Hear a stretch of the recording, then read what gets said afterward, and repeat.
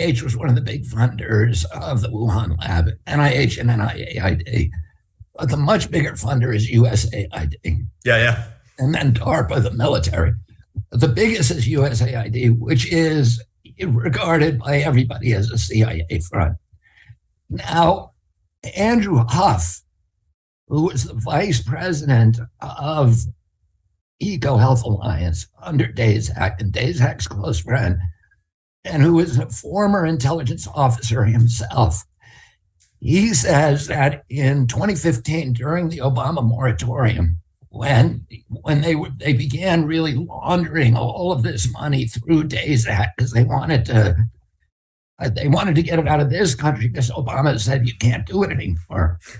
So they began funneling it to the Wuhan lab so they could do it out of sight, out of reach of the White House. And at that point, Huff, who was at that time the vice president, immediately the second officer, says that the CIA moved in and recruited Daszak and EcoHealth Alliance as a CIA operation to do espionage essentially against the Chinese in that lab. And it's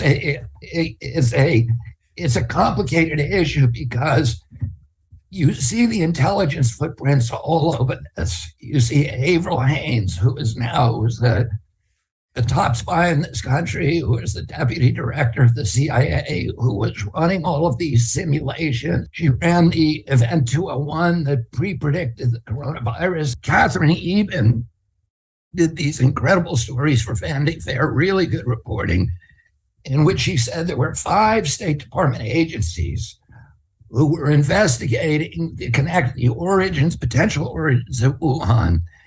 And suddenly, essentially an intelligence officer, Chris Parks, shows up at one of those meetings and shuts the whole thing down and says, we cannot investigate Wuhan because U.S. intelligence agencies were funding the work over there.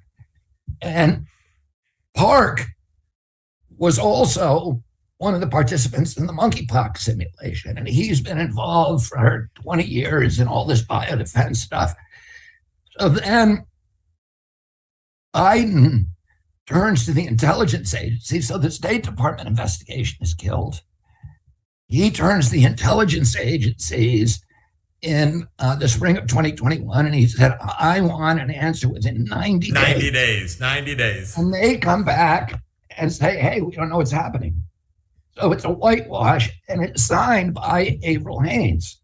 Yeah, by the way, amazing.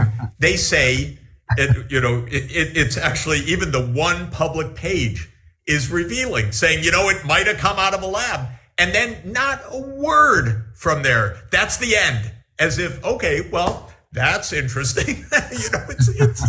You just can't make this up.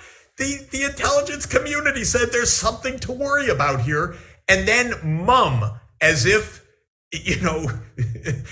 someone let in the skunk in the room, and we're not going to talk about that at all. So, I read that stuff by Huff, and I have no idea. No one's telling me, but it was concerning. And I found it interesting, just to add another little piece to this. The British side, of course, which is tied into all of this with Wellcome Trust and Jeremy Farrar, even in Jeremy Farrar's book about this in Spike, the first thing he says, I heard about this, so I picked up the phone and I called my deputy, who was the former head of MI5. And you say, Wellcome Trust's executive director is the former head of MI5? Why? Exactly. What are you doing? And that's taken. This is supposed to be public health. No, exactly. And that's taken as natural. That's a little weird. And then someone said to me, but before you continue, Jeremy Farrar throughout that book is talking about how he was told by Dame, Mannheim Bueller, who was the former head of MI5, who's his boss, and he needs to get a burner phone. He needs to destroy his contact list. and they need to talk to each other through encryption from, during the management of the pandemic. And you would think during a pandemic, you want transparency, you want public involvement, you want democracy, you want, guidance, and but everything was secret. Yeah, I asked one of the scientists. I asked one of the scientists in all of this. Something about Farrar in the early days. He said, "Yeah, Farrar's spook friends, told him that it could have come out of a lab." His spook friends. This is natural for the head of Wellcome Trust. So, obviously, there is an intelligence community part of this in one way or another in shutting down the discussions or far worse that we haven't heard about. But all of it, again, points to the essential point, which both of us keep coming back to, which is that the parsimonious, absolutely plausible, frightening explanation of the origin of this virus is not being looked into. We're told, do not look in that direction. And there's a lot more to learn. I'm going to let you go, Jeffrey, and this has been an amazing discussion. Let me just ask you a couple of really quick questions. Sure. Did you have any contact with Tedros? Yeah, a little bit.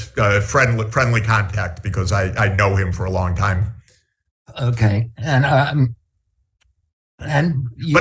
my sense, I don't speak for him, but my sense is he knows that this is an open issue. I'm pretty clear about that. Okay. And how about Richard Horton? Well, I talked to Richard, absolutely, because as head of the commission, I absolutely talked to Richard. And let me be very clear about that.